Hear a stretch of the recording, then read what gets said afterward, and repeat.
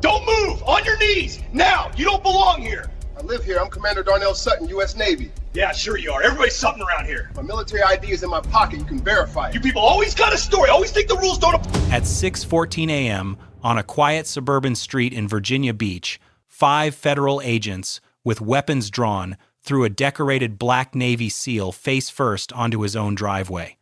The man was Commander Darnell Sutton, 43 years old, a 1-year Special Operations veteran with 5 combat deployments, a Silver Star, and a service record most people would never be cleared to read. He had been loading his truck in workout clothes, heading to base for a pre-deployment briefing. The agents who put their hands on him had no warrant, no probable cause, and the wrong address. But the moment they saw a muscular black man standing outside a nice house in a predominantly white neighborhood, they decided he was their target. What followed over the next 22 minutes was captured on 4 separate civilian cameras: the unlawful detention, the warrantless search, the racial slurs spoken just low enough to think no one would hear. And when the truth about who Darnell Sutton really was reached the Pentagon, the Department of Homeland Security, and eventually the floor of the United States Senate, the agents who had treated his driveway like a combat zone would learn that they had just made the worst mistake of their careers. Every badge, every pension, every shred of authority they once carried would be stripped away, and the federal government would pay millions for what 5 men did to one family on a Sunday morning before sunrise. Senior Agent Russell Briggs was 46 years old and had been with Immigration and Customs Enforcement for nearly 18 years. Inside the agency, he was known as a hard charger, a label that in his case meant aggressive raids, inflated arrest numbers, and a pattern of targeting Black and Latino neighborhoods using intelligence so thin it barely qualified as guesswork. 11 formal complaints had been filed against him over 9 years. Excessive force, racial slurs during operations, fabricating probable cause to justify entries that never should have happened. Every single complaint had been buried by supervisors who valued his statistics more than the civil rights of the people he terrorized. His partner that morning was Agent Nolan Fitch, 33, 6 years on the job, and not once in those 6 years had Fitch filed a report that contradicted anything Briggs said or did. He followed orders. He signed paperwork. He looked the other way. 3 additional agents rounded out the team: Agent Lena Driscoll, Agent Sam Kowalski, and Agent Braddock, all 3 junior, all 3 trained under Briggs, all 3 conditioned to execute without question. The night before, Briggs had been briefed on a fugitive immigration target supposedly living on Sutton's Street. The actual address was 3 houses down. The suspect was a 26-year-old Hispanic male, 5'7", 140 pounds. Darnell Sutton was 6'2", 220 pounds, 43 years old, and black. Nothing about him matched the description. Nothing about the address matched the briefing. But Briggs never verified. He never cross-checked. He pulled up, saw a black man outside a house that looked too nice for his assumptions, and made his own decision. That decision would cost him his badge, his freedom, and every ounce of authority he ever thought he had. Briggs moved fast across the driveway, his weapon raised, his voice cutting through the quiet morning air like a siren. "On the ground! Hands where I can see them! Don't move!" The commands came rapid and overlapping, designed not to communicate but to overwhelm. Sutton didn't flinch. 21 years of special operations training had conditioned him to stay calm when every instinct screamed otherwise. He had been in rooms where a single wrong breath meant death. A man shouting on his own driveway was not going to break that discipline. He dropped to his knees slowly, hands raised, palms open and facing outward. His voice was steady. "I'm Commander Darnell Sutton, United States Navy. I live here. My military ID is in my back pocket." Briggs didn't pause, didn't acknowledge the words, didn't reach for the ID. "Shut your mouth. We'll figure out who you are." Fitch moved in from the left and grabbed Sutton's arm, wrenching it behind his back with more force than any compliant person required. Driscoll positioned herself 5 feet away, weapon trained on Sutton's center mass as if he were a barricaded fugitive and not a man kneeling on his own property in gym shorts. Kowalski stood near the truck, hand on his holster, watching the street. Doors were opening. The neighborhood was waking up to the sound of federal agents screaming at one of their own. Across the street, a retired white couple, Frank and Diane Parker, stepped onto their porch. Frank raised his phone and began recording. Diane did the same from a different angle. Next door, a screen door slammed open and a man stepped out. Cal Engstrom, 50 years old, retired Marine Staff Sergeant, Sutton's neighbor for 6 years. His voice carried down the driveway. "That's Commander Sutton. He's Navy. What the hell are you doing?" Briggs turned his head just long enough to locate the voice. "Get back inside your house right now, or I will arrest you for obstruction of a federal operation." Engstrom didn't move. He stood on his porch with his arms at his sides and repeated himself. "That man is a Navy SEAL commander. He lives here. I've known him for 6 years. Briggs ignored him and keyed his radio. "This is Briggs, requesting additional units to my location. We have a hostile crowd forming." There was no hostile crowd. There were 4 neighbors standing quietly on their lawns in bathrobes and slippers, watching in disbelief as a black man was held at gunpoint on his own concrete. Sutton, face pressed against the driveway, spoke again.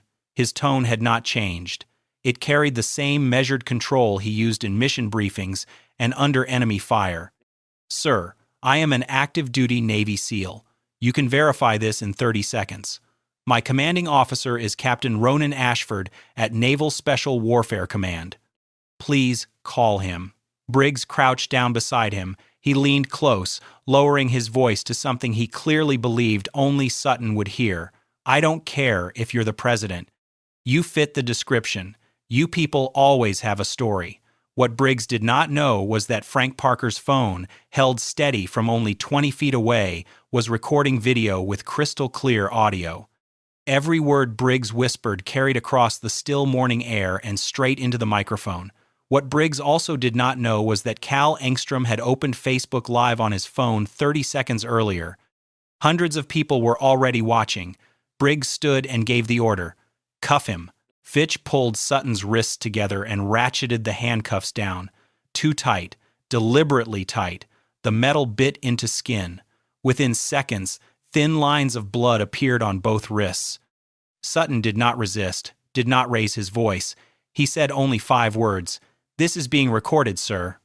The front door opened at 6:21 a.m. Dr. Vanessa Sutton, 40, a trauma surgeon at Centera Norfolk General Hospital, stepped onto the porch in a robe and bare feet. She had heard the shouting from the bedroom. Nothing in her years of surgical training prepared her for what she saw on her own driveway. Her husband was face down on the concrete, wrists cuffed behind his back, blood visible on both hands. 5 armed agents stood over him. Vanessa froze. Then she came down the steps slowly, hands raised and visible. "I'm his wife. We live here. What is happening?" Agent Driscoll closed the distance fast. "Stay back, ma'am." Her hand connected with Vanessa's shoulder and pushed. Vanessa stumbled backward, catching herself on the porch railing. Before she could speak again, 2 small figures appeared in the doorway. Elijah, 12, stood with his phone raised, recording, his face tight, jaw locked. Behind him, half hidden by the doorframe, was Naomi, 9. She was crying, not loud. The quiet, shaking kind that comes when a child sees something that breaks the version of the world they believed was safe. Briggs pointed at the children. "Get them inside!" Now, Vanessa positioned herself between the agents and her kids. "We own this house. My husband is active duty military. His ID is in his pocket. Please just look at it." Briggs cut her off. "Ma'am, if you interfere with this operation, I will arrest you too, and your children will go to protective services." Naomi's crying got louder. Elijah's phone did not move. 3 separate cameras from 3 separate angles captured the moment a federal agent threatened to take a Navy SEAL's children from their mother on her own front porch. That clip would later be played in a courtroom, on national television, and on the floor of the United States Senate. Cal Engstrom had not moved from his porch. He had not gone inside when Briggs threatened him with obstruction. He had not lowered his phone. He had spent 22 years in the Marine Corps, and he understood something Briggs clearly did not. You do not abandon your people when they are under fire. Engstrom pulled up a contact on his phone. He had the number for the Naval Special Warfare Command duty line because Sutton had given it to him years ago, the way military neighbors do. He pressed call. Lieutenant Commander Graves picked up on the second ring. Engstrom spoke fast but clearly. "This is Cal Engstrom, retired Staff Sergeant, USMC. There are 5 ICE agents on Commander Darnell Sutton's driveway right now. He is cuffed, face down, and bleeding. His wife has been pushed. His children are watching. They have no warrant." Within 90 seconds, Graves had verified Sutton's identity, his home address, and his active duty status. Engstrom walked across his yard onto the Sutton driveway, phone held out, speaker on. "This is Lieutenant Commander Graves, duty officer, Naval Special Warfare Command." The voice carried the weight of a command structure that dwarfed anything Briggs had ever operated under. "You are detaining an active duty Navy SEAL commander in his own driveway. Identify yourself immediately." For the first time that morning, Briggs hesitated. His mouth opened, but nothing came out. He looked at Fitch. Fitch looked at the ground. Neither spoke. Meanwhile, across the street, Diane Parker had already texted the video to their son, a producer at a local television news station. The footage was already out of Briggs's control. He just didn't know it yet. Instead of releasing Sutton, Briggs doubled down. He turned to Fitch and Kowalski and ordered them to search the truck. No warrant, no consent, no probable cause. Fitch hesitated for half a second, then moved. Kowalski followed. They pulled open the driver's side door and began tearing through the vehicle. They rifled through the center console, the glove box, the back seat. They unzipped a Navy-issued deployment bag and dumped its contents onto the driveway. Then Fitch found the briefing folders. They were stamped, sealed, and clearly marked with classification headers that any federal employee should have recognized on sight. He opened them anyway. The pages inside contained operational details related to an upcoming special operations deployment. Details that no one without the appropriate security clearance had any legal right to see. Briggs had just created a national security breach on a suburban driveway in Virginia Beach. Kowalski pulled Sutton's military ID from a side pocket of the bag. He handed it to Briggs. Briggs looked at it for a long moment. The photograph matched, the rank matched, the name matched. Every single item they had pulled from that truck confirmed exactly who Darnell Sutton was. Fitch stepped close and whispered, "Russ, we need to stop." Briggs said nothing. He slid the military ID into his own vest pocket instead of returning it. Sutton, still face down on the concrete, turned his head slightly. His voice was calm and precise. "You just opened classified material without authorization. That is a federal crime." Briggs looked down at him. "Don't tell me what's a crime." 22 minutes after the SUVs had screeched to a stop, Briggs finally reached down and removed the handcuffs. He offered no apology, no explanation, no acknowledgement that every piece of evidence his own team had uncovered proved Sutton was exactly who he said he was. Instead, Briggs leaned in close. "If you file a complaint, it'll be your word against 5 federal agents. Think about that." Sutton stood slowly. His wrists were raw, the skin broken in 2 places, blood dried in thin lines down both hands. His workout shorts were torn at the knee from being driven into concrete. He looked Briggs in the eye and spoke quietly. "Every second of this is on camera. Every word you said, every order you gave. You searched my vehicle without a warrant and opened classified documents." He paused. "I don't need to file a complaint. The United States Navy will file it for me." Briggs held the stare for a moment, then turned without a word. The 5 agents climbed back into their SUVs. The engines started. The vehicles pulled away from the curb and disappeared down the street.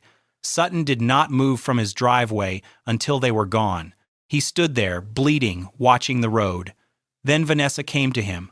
She reached for his hands and saw the cuts on his wrists. The children were still in the doorway. Naomi had stopped crying but had not moved. Elijah had lowered his phone but had not stopped recording.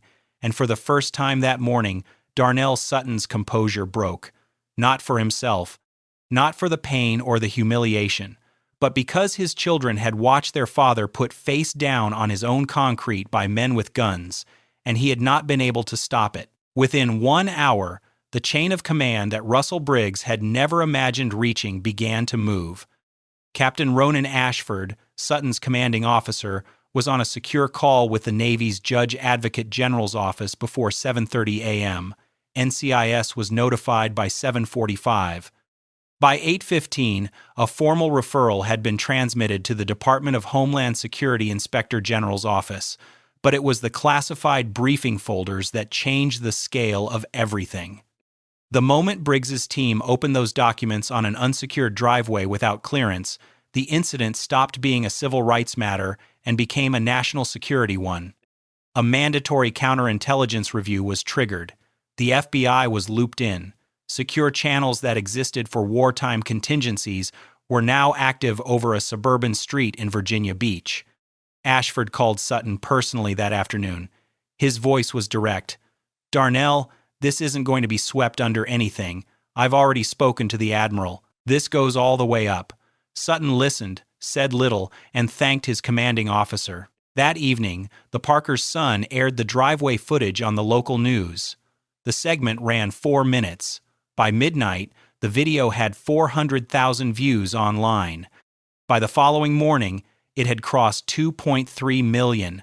Comment sections filled with outrage. News desks across the country picked up the story, and somewhere inside a federal building, Russell Briggs was writing a report that would only make things worse. Briggs filed his after-action report that same night. It stated that agents had responded to a confirmed address, encountered an uncooperative male who refused to identify himself, and that the detention was lawful and brief. Every word was a lie. Fitch co-signed without hesitation. Driscoll, Braddock, and Kowalski exchanged a look, but signed as well. They were nervous, but they were more afraid of Briggs than they were of the truth. The report landed on the desk of Deputy Director Howard Stanton, the ICE Field Office Supervisor.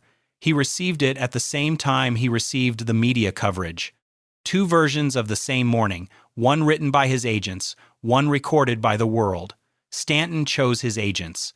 He released a public statement saying the team had followed standard protocol and that the incident was under review. That statement aged less than 48 hours. DHS Inspector General investigators arrived with subpoenas.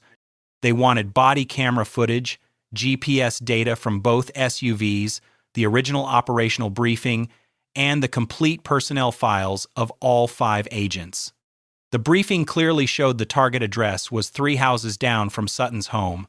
The GPS confirmed the SUVs had stopped directly in front of Sutton's driveway, and the body cameras, the devices designed to document exactly these kinds of encounters, had never been turned on. Briggs had told Fitch to hold off on activating them before they exited the vehicles.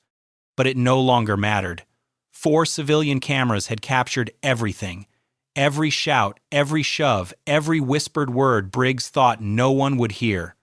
The joint investigation between NCIS and the DHS Inspector General's office began within days and expanded faster than anyone inside ICE had anticipated. Investigators pulled Briggs's complete personnel file, 11 formal complaints over 9 years, excessive force, racial slurs, fabricated probable cause. 2 of those complaints came from previous raids where black homeowners had been targeted at wrong addresses. In both cases, the homeowners had provided identification immediately. In both cases, Briggs had detained them anyway. Every complaint had been reviewed internally. Every one had been dismissed. When investigators traced the dismissals, 4 of them led directly to the same name, Deputy Director Howard Stanton. The man who had stood behind a podium and told the press his agents followed standard protocol had personally buried nearly half the complaints filed against the agent who had just created a national incident. Then the emails surfaced. Investigators recovered an internal message Stanton had sent to a colleague 18 months earlier. The words were plain. Briggs gets numbers. That's what matters. A few complaints come with the territory. That single sentence would later be read aloud under oath in a congressional hearing. It would be printed in newspapers, quoted on cable news, and cited in a federal lawsuit. Meanwhile, the counterintelligence review reached its conclusion. The classified materials Briggs's team had opened on Sutton's driveway were TS, SCI-level documents tied to an upcoming special operations deployment. Briggs held no security clearance at that level. None of his agents did. By opening those folders in an unsecured environment, they had potentially compromised an active military operation. The FBI opened a separate investigation into the breach. What had started as 5 agents pulling up to the wrong house was now a civil rights case, a criminal matter, and a national security incident running on 3 parallel tracks. The Sutton family retained Denise Chamberlain, a civil rights attorney and former Department of Justice prosecutor who had built her career on winning cases most lawyers considered unwinnable. She had taken on police departments, federal agencies, and municipal governments, and she had never lost a misconduct case that went to trial. After reviewing the evidence, she told the Suttons it was one of the most documented cases of federal abuse she had ever seen. The federal lawsuit was filed in the Eastern District of Virginia. It cited unlawful detention, excessive force, warrantless search and seizure, Fourth Amendment violations, racial profiling, intentional infliction of emotional distress, including the threat to remove the Sutton children, and a national security breach resulting from unauthorized access to classified material. The named defendants were Briggs, Fitch, Driscoll, Kowalski, Braddock Deputy Director Stanton, and the Department of Homeland Security. The complaint ran 94 pages. Attached as exhibits were all 4 civilian videos, the original operational briefing showing the correct target address 3 houses away, Briggs's false after-action report, Stanton's internal emails, and the classified document handling report from the counterintelligence review. But it was discovery that delivered the final blow. Chamberlain's team subpoenaed ICE operational records going back 2 years. They found that Briggs had been involved in 31 raids where agents arrived at the wrong address. In 27 of those raids, the wrongly targeted individuals were Black or Latino. The pattern was not an accident. It was not bad luck or sloppy paperwork. It was a practice, repeated and protected, that had finally been recorded by 4 cameras on a Sunday morning in Virginia Beach. The case reached the Senate Judiciary Committee on a Tuesday morning in Washington.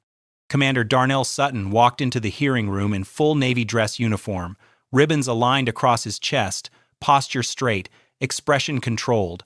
He took his seat before the microphone and recounted the morning of the raid the way he would deliver a mission debrief. Calm, precise, no embellishment. He described the SUVs arriving, the weapons drawn, the commands screamed before he could speak.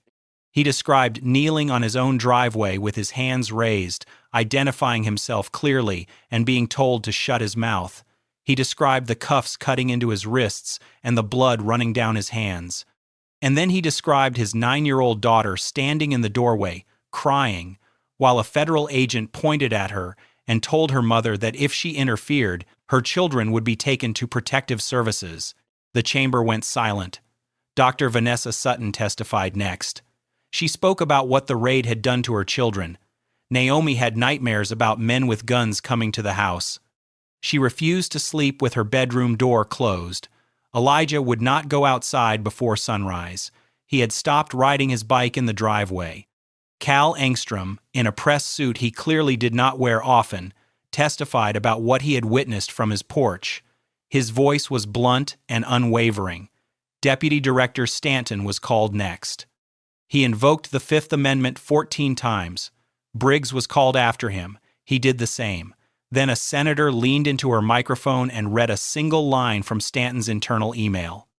Briggs gets numbers. That's what matters. A few complaints come with the territory. The clip trended nationally within hours. The indictments came down within weeks. Briggs was charged with federal civil rights violations, filing a false federal report, and unauthorized access to classified material. Fitch was charged with civil rights violations and filing a false report. Both men had signed documents they knew to be lies and participated in a detention they knew to be unlawful. Driscoll, Braddock, and Kowalski, facing the same charges, chose a different path. They cooperated with federal prosecutors in exchange for reduced charges and provided testimony that confirmed 2 critical facts. First, that Briggs had ordered them not to activate their body cameras before exiting the vehicles. Second, that Briggs had seen the correct address on the operational briefing and chose to approach Sutton's house anyway. Stanton was indicted separately for obstruction and failure to report known patterns of misconduct. The man who had dismissed complaints, protected Briggs, and told the press his agents followed protocol now faced his own federal charges. All 5 agents were terminated. Stanton was forced to resign. The civil lawsuit brought by Denise Chamberlain on behalf of the Sutton family settled for $4.7 million, one of the largest individual ICE misconduct settlements in history. At sentencing, Briggs received 5 years in federal prison. Fitch received 2. Stanton received 18 months. The ICE field office was placed under a federal consent decree requiring independent oversight of all raid operations for the next 10 years. The careers that had been built on inflated numbers, buried complaints, and unchecked authority were finished, not because someone filed a report, because 4 civilians pressed record. Commander Darnell Sutton returned to duty. He deployed on schedule, the same briefing, the same mission, the same oath he had honored for 21 years. The raid did not stop him. The scars on his wrists healed. The ones on his family would take longer. Before he left, he spoke at a community event in Virginia Beach. He stood at a podium in civilian clothes, Cal Engstrom beside him, the same man who had refused to leave his porch when a federal agent told him to go inside. Sutton spoke without notes. "I've operated in war zones where the rules of engagement were stricter than what those agents followed in my driveway. My children watched their father treated like a criminal in his own home by people who swore an oath to protect this country." He paused. "I swore the same oath. The difference is, I meant it." The room was quiet for a long time before the applause came. The Sutton family used a portion of their settlement to establish a legal defense fund for military families and civilians targeted by unlawful federal raids. Within 6 months, the fund had taken on its first 12 cases. Denise Chamberlain joined the advisory board. The Parker's video, now viewed over 19 million times, was incorporated into a DHS-mandated training program on racial bias. Every new ICE agent in the country would watch the footage of a decorated Navy SEAL commander bleeding on his own driveway while his daughter cried in the doorway. Weeks after Sutton deployed, Vanessa shared a school essay Naomi had written for a class assignment about someone she admired. It was short. The handwriting was careful. The words were simple. "My dad protects people he's never met in countries far away, but nobody protected him in our driveway." Now, watching footage like this, it can really stick with you, right? Some of these clips stay in your head, especially late at night when you're trying to fall asleep. And speaking of sleep, if you're someone who lies awake at 2 or 3 a.m., mind racing, unable to shut off, I know how frustrating that is. You're exhausted, but your brain just won't stop. And the worst part? The less you sleep, the worse it gets. Your energy crashes, your mood suffers. Everything feels harder than it should. I struggled with this for years. Tried melatonin, white noise, warm milk. Nothing worked long term. Then I found something called the 3-0-day uninterrupted sleep reset. It's a science-based program, no pills, no medication, that actually retrains your brain to sleep through the night. 7 to 8 hours, uninterrupted. Over 30 days, it rewires your sleep system. And once you're done, you keep the results. There's a maintenance plan so you don't slip back. Look, if you've tried everything and nothing sticks, this is different. Check the link in the description.